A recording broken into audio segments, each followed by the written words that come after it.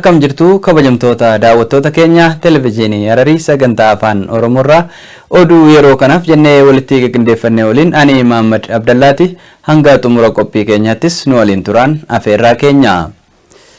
Komishiniin poolisii naannoo Hararii yeroo filannootti miidhaa koorniyaa irratti hundaa'e ittisuuf waltajjii marii qooda fudhattootaaf qopheessee gaggeesseetii jira. Gabaasni kan Beetlehem Daseetii Jadiida Ahmad immoo dabalata qabdi.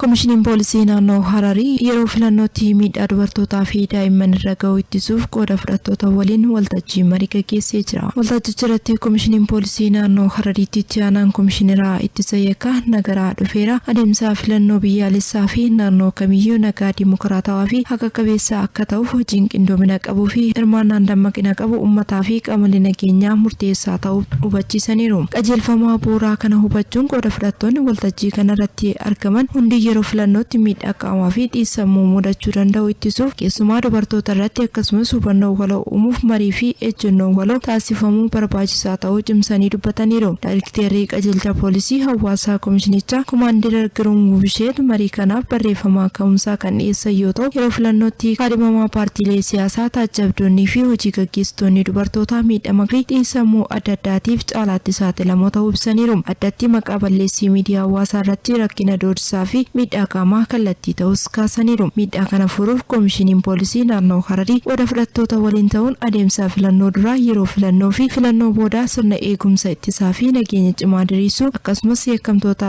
irratti itti gaafatamummaan hojjechuuf hubannoo waloo uumuun akka danda'amu eeraniiru. Hirmaattonni marii kanaas waan isaan irraa eegamu galmaan ga'uuf kutannoo akka qaban ibsaniiru. Waltajjicha irratti bakka bu'oonni biiroo dhimma dubartoota daa'immanii fi dargaggoota naannoo Hararii bakka bu'oonni ogeessota miidiyaa miseensonni poolisii ogeeyyii seeraa fi qooda fudhattoonni biroo hirmaataniiru.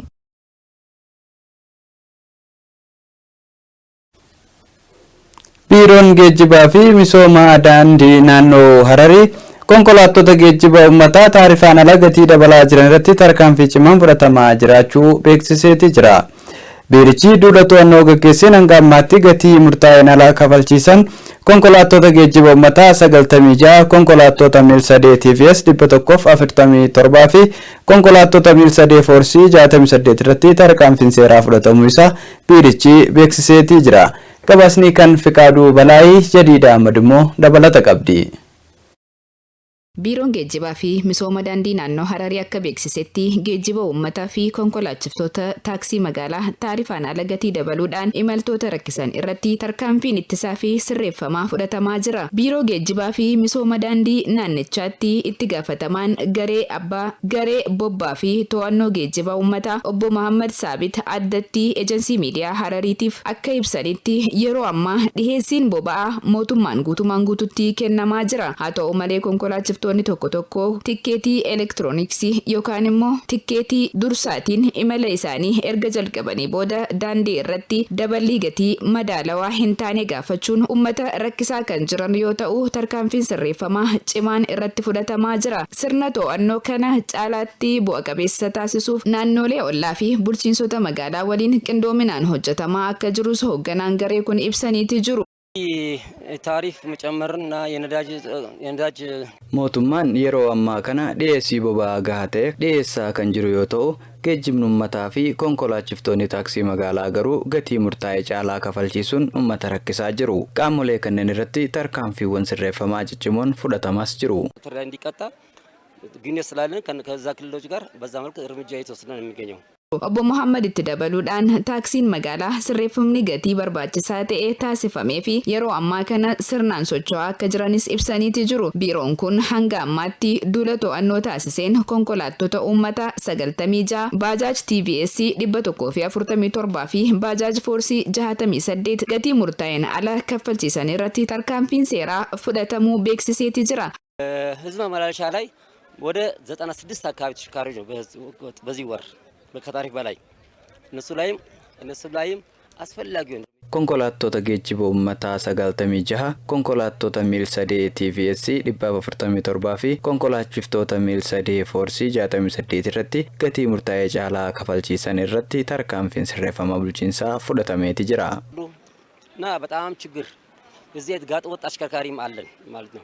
አቶ መሌ ኮንኮላችፍቶታ ሆጂ ሴራን አላ ኢረቲ ህርማተን ገረ ሰረረ ሴራቲ ፍዱፍ ሆጂወን ሆጀተመን ኢረቲ ኡመኒ ቱምሳ ኢሳ በረተሜ አከጭምሱ ዋምቸ ዲሄሰኒት ጅሩ ሃሉመ ከናን ፈየደምቶንስ ተኤ ኢመልቶኒ ከፈልቲ ገቲ ሙርታየን አላ የሮ ከፈልሲፈሙ ዮ አርገን ለኮብሰ ብልብላ ኮንኮላቶታ ኢረቲ መጠንፈመን ፈየደሙዳን ኤሩ አከከነን ሁበቺሰኒት ጅሩ በአጠቃላይ ከሰሞኑ ከ4 ወር አካባቢ የሚሆን ወደ 1000 ምናምን ተሽከርካሪ ነው የተቀጣው በታሪፍ ብቻ በጣም ተሽከርካሪ ላይ 1000 ብር yeroo ammaa taaksiin magaalaa sirreeffama gatii barbaachisaa ta'een sirnaan hojjechaati jira. haa ta'u malee uummanninis konkolaachiftoota hojii seeraan alaa irratti hirmaatan gara seeraatti fiduuf lakkoofsa bilbilaa gatii konkolaataaf jecha kenname fayyadamuun yaada kennuu qabu. ምረካሉ እኛም ረካለን ያው ያለው ነገር ሰላማዊ ይሆናል ብዬ አምናለሁ። ኮንኮላችፍቶታ ሆጂ ሴራን አላ አከና ኢረቲ ቦባኒ ፊ ኢመልቶታ ጎወምሰን ኢረቲ ተርካንፊን ሴራ ፉደተሙ ከን ኢትፉፉ ተውዳስ ቢሪቺ ምርከኔሴት ጅራ ዩኒቨርሲቲን Haramayaa yaa'ii qorannoo fi gamaagama hirmaannaa hawaasaa waggaa 43ffaa gaggeessuu eegaleetii jira. waltajjii kan irrattis miseensonni mana maree hojii raawwachiiftuu yuunivarsiitichaa hoggantoonni olaanoo federaalaa fi naannoo qorattoonni fi bakka bu'oonni hawaasaa hirmaachaatii jiru. gabaasni kan Ayyub Kazaalitii Hamzaa Yusuf ammoo dabalata qaba. ዩኒቨርሲቲን Haramayaa mata duree kalaqa naannoo mijataa fi eegumsa naannoo hawaasa itti fufinsa qabu ijaaruuf hojiin kan qophaa'ee gamaagama qorannoo fi hirmaannaa hawaasaa waggaa 43ffaa gaggeessee jira. waltajjii gamaagama qorannoo waggaa kanarratti yuunivarsiitichi hojii qorannoo isaa bara bajataa 2018 gaggeeffame hayyoota qorattoota fi qooda fudhattootaaf dhiheesseetii jira. sirna baniinsaa konferensichaa irratti qo'annoo fi bu'aan gama qorannoo gurguddoo hayyoota yuunivarsiitichaatiin filataman marii fi madaaliif dhiyaataniitii jiru. waltajjicha irratti kan argaman pirezidaantii itti aanaa qorannoo fi misooma hawaasa yuunivarsiitii Haramayaa Dr. Isaaq Yusuf misooma itti fufinsa qabu biyyattii mirkaneessuu fi murtee imaammataa ragaa irratti hundaa'uun murteessuu keessatti gahee olaanaa hojiin qorannoo yuunivarsiitichaa qabu cimsanii dubbataniitii jiru. wanti guddaan konferansii bara kanaa tarsiimoo miidhaa balaa uumamaatiin dhufuu ittisuu fi eegumsa naannoo mirkaneessuu danda'u kalaqaawwan haaraa naannoodhaaf mijatoo ta'an hawaasatti galchuu akka ta'es eeranii jiru. yuunivarsiitii Haromayaatii alattis qorattoonni fi hayyoonni dhaabbilee barnoota olaanoo biyyattii adda addaa beekamoo ta'an konferansii kana irratti hirmaachaatii jiru. kunis qorannoo fi daddabarsa beekumsaa waloo dhaabbilee gidduutti taasifamu daran cimaa akka ta'u kan taasisu jechuun ibsameeti jira. konferansiin gamaagama qorannoo kun faayidaa naannoo fi ijaarsa hawaasaa itti fufinsa qabu guyyoota lamaan dhufaniif akka itti fufu ibsameeti jira.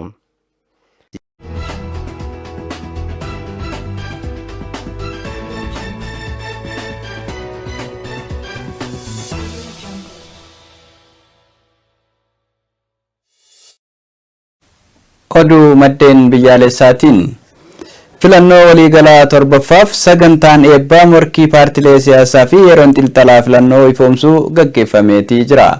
oduu birootiin adeemsi ajandaa walitti qabuu bilisa hunda hammatee fi dimokiraatawaa ta'e akka qophaa'e koomishinii marii biyyaalessaa Itoophiyaa beeksise jechuun Piroofeesar Masfinaariyaa ibsaniitii jiru.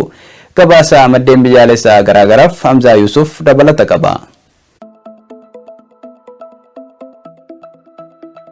filannoo biyyoolessaa torbaffaa ilaalchise sagantaan xumura falmii paartilee siyaasaa fi akkasumas sagantaan eegalchiisaa yeroo callisaa gaggeeffamee jira. dura teessuun boordii filannoo biyyoolessaa Itoophiyaa aadde Milaateworq Haayiluu filannoo bilisaan haqa qabeessaa fi walabatee milkaa'inaan akka xumuramuuf yeroo kana keessatti hojiiwwan hedduun hojjetamaa akka ture ibsanii jiru. paartileen siyaasaa gara filattootaatti of beeksisuu irratti bal'inaan hirmaachuu isaanii dubbataniitii jiru. dhaabbileen walaba ta'an dhimmoota paartileen mari'achuu danda'an adda baasuu fi qorannoo imaammataa irratti gargaaruu irratti hirmaachuu isaaniitis eeraniiti jiru. itti aanaan durataa boordii filannoo biyyoolessaa Tasfaayee Nawaay falmii filannoo kanarratti ogeessota olaanoo 22 qindeessuun qorannoo gaggeessuuf muudamuu isaanii hubachiisaniiti jiru. akkasumas gaazexeessitoonni loogii malee hojii isaanii akka hojjetan mirkanaa'ee 32 kan irratti hirmaatan ta'uu ibsaniiti jiru. filannoon kun bilisaa haqa qabeessaa fi loogii kan hin qabne akka ta'uufis hojjetamaa turuu ibsaniiti jiru. Falmiin kun dhaqqabummaa guddisuuf afaanota shaniin kan gaggeeffame yoo ta'u filannoo dijitaalaa dabalatee karaa miidiyaaleetiin uummataaf akka tamsa'u taasifamuu beeksisanii jiru. Filannoo guyyoota 4 booda gaggeeffamu kana milkeessuuf namuu gahee isaa akka baatu waamicha dhiyeessanii jiru.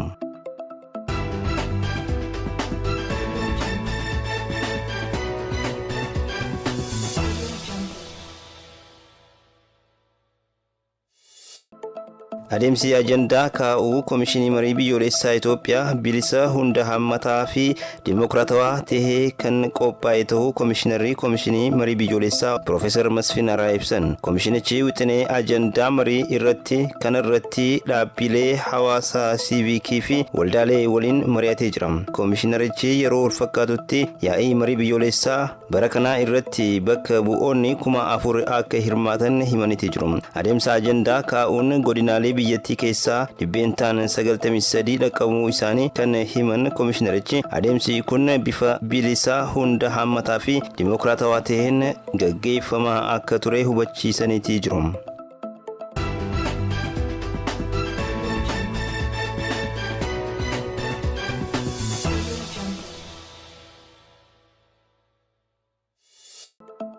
Ministeerri bishaanii fi enerjii akaadaamii gahumsa hooggansa Afrikaa waliin ta'uun guyyaa Afrikaa bara 2026 yaadachuuf konferansii gaggeessee jira. Yaa'icha mata duree dhiheessii bishaanii itti fufiinsa qabu mirkaneessuu fi sirna qulqullina amanamaa ta'e mirkaneessuun galmoota ajandaa 2063 galmaan ga'uu juun kan qophaa'e yoo ta'u nageenya bishaanii ardii kana mirkaneessuu irrattis kan xiyyeeffatedha. Waltajjiin kun utubaawwan ijoo 6 nageenya bishaanii mirkaneessuu qulqullina waliigalaa dandamachuu hawaasaa saayinsii fi kalaqa Afrikaa guutuu fi tokkummaa fi egeree itti fufiinsa qabu irratti ni mari'atama jechuun ibsamee jira. Itoophiyaan muuxannoo bal'aa damee bishaanii fi anniisaa irratti qabdu kan qooddatte yoo ta'u keessumaa hidhaan haaromsaa guddicha Itoophiyaa fedhii nageenya bishaanii fi anniisaa magariisa Itoophiyaa guutuu akkasumas biyyoota ollaadhaaf anniisaa dhiheessuu fi walitti hidhamiinsa naannoo uumuu keessatti milkaa'ina guddaa ta'ee dhiyaateetii jira. Hooggantoonni biiroo bishaanii naannolee qorattoonni damee kanaa miseensonni hawaasa dippiloomaasii konferansii kana irratti hirmaataniiti jiru.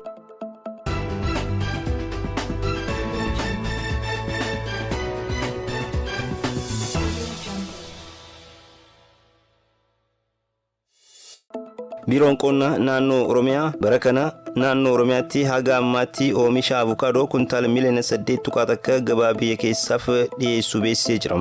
Akkasumas bara kana biqiltuu avukaadoo miliyoona 20 dhaabuuf qophaa'uu biirichi beeksiseetii jira. Akka biiroo qonnaa Oromiyaatti daayirektarri misooma fuuduraa obbo Caalee Dhuguma yeroo oomisha bara kanaatti oomisha avukaadoo karoorfame keessaa kuntaalli miliyoona 8 akka gabaa biyya keessaaf dhiyaatee jira jechuun ibsan. Oomisha avukaadoo gabaa biyya keessaaf dhiyeessuu bira darbee biyyoota Awurooppaa fi baha giddu galeessaatti erguun sharafa alaa argachuufis ni hojjetama jechuun ibsanii jiru. Daayirektarichi akka ibsanitti oomisha avukaadoo kuntaala 2,000 ol gabaa biyya alaatiif dhiyaateetii jira. Yeroo oomisha avukaadoo haala qilleensaa naannoo irratti hundaa'uun garaagarummaa qabaatus oomisha naannichaa dhuma baatii caamsaa irraa eegale bal'inaan ga'uu kan jalqabu ta'us eeraniiti jiru. Oomishni kun dhuma baatii kana irraa eegale lixa Oromiyaa fi naannolee birootti bal'inaan waan ga'uuf haga oomisha bara kanaaf karoorfame galmaan gahuun kan danda'amu ta'us ibsameeti jira.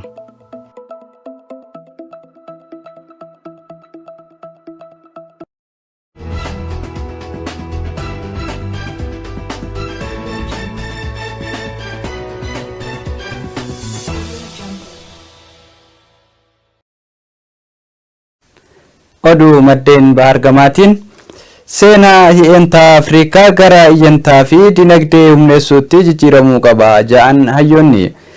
Haa ta'u malee uwwisni guddinaa galmaa jiru xiqqaadha jechuunis komii dhiyeessanii jiru. Guutuu gabaasichaatiif Tigist Ballaxaa dabalata qabdi. lammiileen Afrikaa akka malee gidiraa fi rakkina irratti xiyyeeffachaa jiru jedha dhaabbanni fayyaa yaada Malaawii Paartiik achiitii baawwinoo. Guyyaa Afrikaa irratti Inspoortii Afrikaa waliin haasawaa taasisaniin seenaawwan irra caalaan isaanii waa'ee gidiraa HIV fi hiyyummaa kan ilaallatu ta'us adeemsi guddinaa jiru garuu uwwisaa xiqqaadha jedhaniiru. Namoonni tarree boo'ichaa fi yaaddoorraa akka darban kan dubbatan ogeessi kun guddina diinagdee tokkummaa dhugaatiif bu'uura ta'uu cimsanii dubbataniiru. Miirri farraa godaantotaa kan bobba'u diinummaa uumamaan jiruun osoo hin taane dhaabbachuu diinagdeetiin ta'us dubbataniiru. Afrikaan diinagdee mataa ishee irratti abbummaa fudhachuu jalqabuu qabdi. Sababbiin isaas yeroo abbummaa fudhachuu carraa hojii uumuu dandeenya jechuun xumuraniiru. Dargaggoonni beekumsa bal'aa qaban waan jiraniif Afrikaa keessatti hanqinni hin jirus jedhaniiru. Kalaqtoonni addunyaa adda duree ta'an tokko tokko Afrikaa keessa jirus jedhaniiru. Yeroon Afrikaan itti boontus amma ta'us ibsameera. Sputnik Afrikaatu gabaase. Ameerikaan dhaabbata haaraa Iraan Strait of Hormuz akka hogganuuf hundeessite irraa qoqqobbii keesseetii jirti.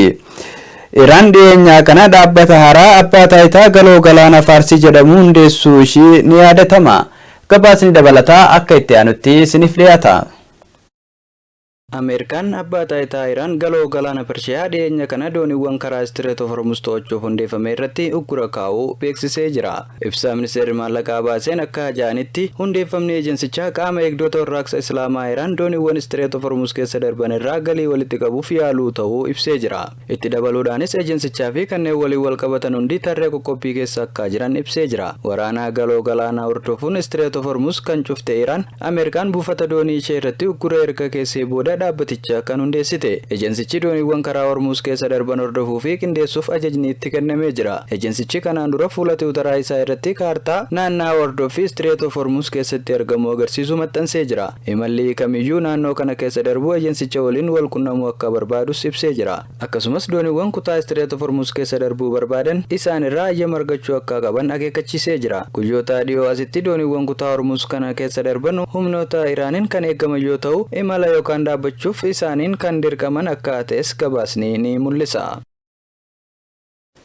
Egaan kabajamtoota daawwattoota keenya televezyiinii Hararii sagantaa afaan Oromoorraa oduu yeroo kanaaf jennee walitti qindeeffannee kanneen hanga ammaatti turanii qophiilee televezyiinii Harar kanneen afaan biroo waliin turtii gaarii isiniin jecha gama kootiin nagaatti.